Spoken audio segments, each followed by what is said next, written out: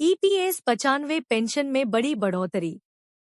2025 से पेंशन भोगियों को मिलेगी खुशखबरी। कर्मचारी भविष्य निधि संगठन ईपीएफओ ने हाल ही में एक बड़ा फैसला लिया है जो लाखों पेंशन भोगियों के लिए राहत भरा साबित होगा। 1 जनवरी 2025 से ईपीएस 95 पेंशन योजना में कई महत्वपूर्ण बदलाव किए जा रहे हैं, जिससे पेंशनरों को अपनी पेंशन आसानी से प्राप्त करने में मदद मिलेगी। इन बदलावों के तहत पेंशनर अब देश के किसी भी बैंक की किसी भी शाखा से अपनी पेंशन निकाल सकेंगे। इससे उन्हें अपने निवास स्थान के नजदीकी बैंक से पेंशन लेने की सुविधा मिलेगी। साथ ही सरकार ईपीएस 95 के तहत न्यूनतम पेंशन राशि को बढ़ाने पर भी विचार कर रही है। वर्तमान में यह राशि 1,000 रुपये प्रति माह है, जिसे बढ़ाकर 5,000 रुपये प्रति माह करने की मांग की जा रही है। इस बदलाव से लगभग 78 लाख से अधिक पेंशन भोगियों को लाभ मिलने की उम्मीद है। आइए इस लेख में ईपीएस 95 पेंशन योजना में होने वाले इन बदलावों के बारे में विस्तार से जानें। ईपीएस 95 पेंशन योजना क्या है? ईपीएस 95 यानी एम्प्लॉयज पेंशन स्कीम 1995 एक सामाजिक सुरक्षा योजना है जो ईपीएफओ द्वारा संचालित की जाती है। इस योजना के तहत कर्मचारियों और नियोक्ताओं द्वारा पेंशन फंड में योगदान दिया जाता है। कर्मचारी 10 साल की सेवा पूरी करने और 58 वर्ष की आयु प्राप्त करने के बाद पेंशन के लिए पात्र हो जाते हैं। इसके अलावा अर्ली पेंशन, विकलांगता पेंशन और परिवार पेंशन का भी प्रावधान है। ईपीएस 95 पेंशन योजना की मुख्य विशेषताएं। विशेषता विवरण। योजना का नाम पेंशन स्कीम 1995। लागू होने की तिथि 16 नवंबर 1995। संचालन कर्मचारी भविष्य निधि संगठन ईपीएफओ। लाभार्थी के तहत पंजीकृत कर्मचारी। न्यूनतम सेवा अवधि 10 वर्ष। पेंशन की पात्रता आयु 58 वर्ष। वर्तमान न्यूनतम पेंशन 1,000 रुपये प्रति माह। प्रस्तावित न्यूनतम पेंशन 5,000 रुपये प्रति माह। सेंट्रलाइज्ड पेंशन पेमेंट सिस्टम सीपीपीएस क्या है?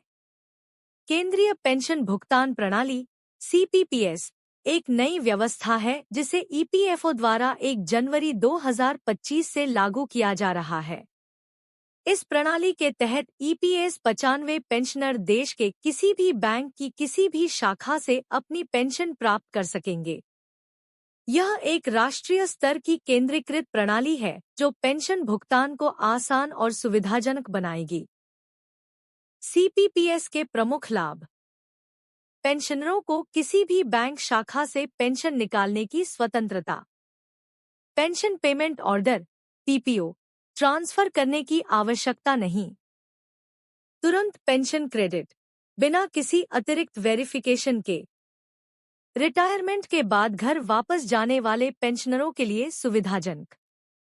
लगभग 78 लाख ईपीएफओ ईपीएस पेंशनरों को लाभ। न्यूनतम पेंशन राशि में वृद्धि का प्रस्ताव। वर्तमान में ईपीएस 95 के तहत न्यूनतम पेंशन 1,000 रुपये प्रति माह है। हालांकि ट्रेड यूनियनों और कर्मचारी संगठनों द्वारा इसे बढ़ाने की मांग की जा रही है। प्रस्ताव के अनुसार न्यूनतम पेंशन को बढ़ाकर 5,000 रुपये प्रति माह किया जाना चाहिए। इस संबंध में कुछ प्रमुख बिंदु। भारतीय मजदूर संघ ने न्यूनतम पेंशन 5,000 रुपये करने की मांग की है। श्रम मंत्रालय इस प्रस्ताव पर विचार कर रहा है। पेंशन राशि को वेरिएबल महंगाई भत्ते वीडीए से जोड़ने का सुझाव। लगभग 65 लाख पेंशन भोगियों को इससे लाभ होने की उम्मीद। EPS 95 higher pension option. EPS 95 के तहत उच्च पेंशन का विकल्प चुनने के लिए कर्मचारियों को एक और मौका दिया गया है। इसके लिए कुछ महत्वपूर्ण तिथियां निर्धारित की गई हैं। आवेदन की अंतिम तिथि 31 जनवरी 2025। नियोक्ताओं द्वारा वेतन विवरण अपलोड करने की अंतिम तिथि 31 जनवरी 2025। ईपीएफओ द्वारा मांगे गए स्पष्टीकरण जमा करने की अंतिम तिथि 15 जनवरी 2025। हायर पेंशन ऑप्शन के आंकड़े। कुल प्राप्त आवेदन 17,48,775।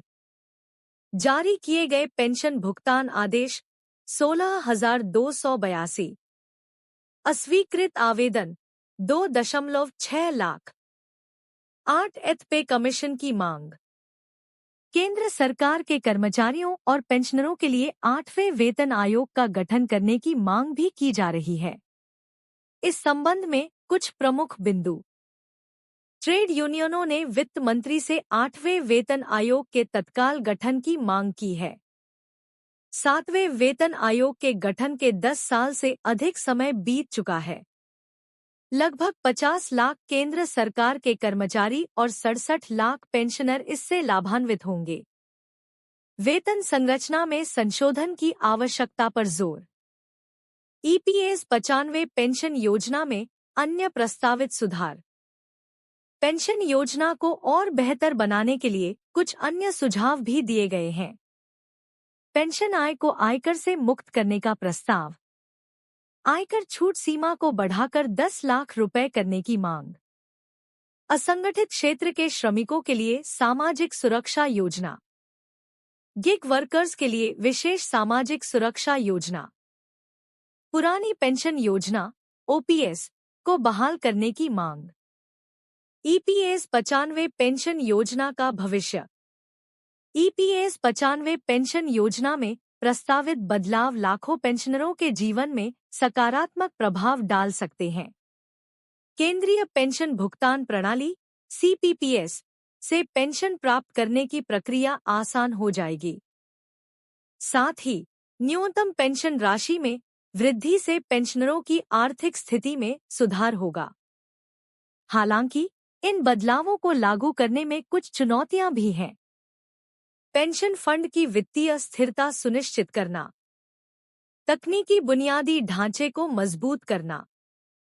बैंकों और ईपीएफओ के बीच समन्वय स्थापित करना। पेंशनरों को नई व्यवस्था के बारे में जागरूक करना। निष्कर्ष। ईपीएस 95 पेंशन योजना में प्रस्तावित बदलाव निश्चित रूप से पेंशनरों के लिए राहत भरे हैं। केंद्रीय पेंशन भुगतान प्रणाली सीपीपीएस और न्यूनतम पेंशन राशि में वृद्धि से लाखों पेंशनरों को लाभ मिलेगा। हालांकि इन बदलावों को लागू करने के लिए सरकार और ईपीएफओ को कई चुनौतियों का सामना करना पड़ेगा।